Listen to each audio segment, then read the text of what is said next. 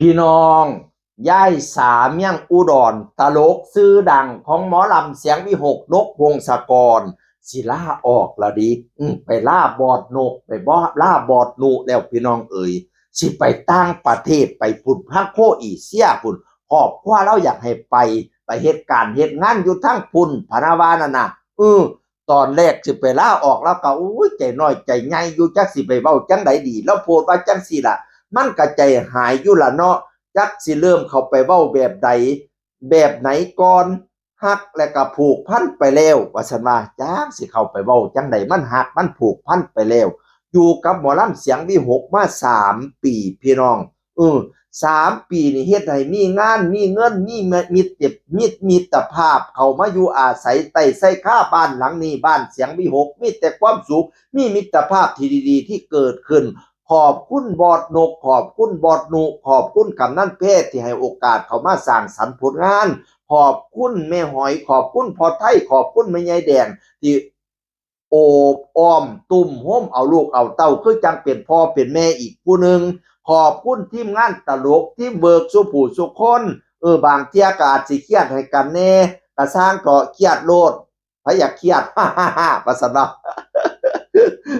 ขอบคุณพี่น้องป้องไปสุผู้สุคนนั่นละอันเฮ็ดผิดหยังไปก็ขออโทษขออภัยว่าซั่นว่านั่นน่ะขอบคุณแม่ๆขอบคุณ FC สุผู้สุคนยายสาสัญญามองนี่ว่าถ้ายายสากลับมาทำงานในสายอาชีพศิลปินอีกคันทางวงยังหลับอยู่ก็สิบ่ไปไสก็สิขออยู่นำเสียงวิหกนี่ล่ะคันอ้ายไปบอกให้มาซอยก็สิมาอยู่คือเก่ามองสร้างชื่อสร้างเสียให้คนรู้จักยายสาสิบ่ไปขึ้นวงใดเออบ่ไปขึ้นคอยบ่ให้ขึ้นคอยก็สิเสียงขึ้นคือเก่าฮักทุกคนนะมีโอกาสสิกลับมาหาพ่อกันใหม่เด้อจ้าทุกคนฮักว่าซั่นว่าเราสิไปโคเอเชียไป2 ปีพอพี่น้องเอ๋ยถ้าไปล่าบอดนกไปล่าบอดหนูเอาของไป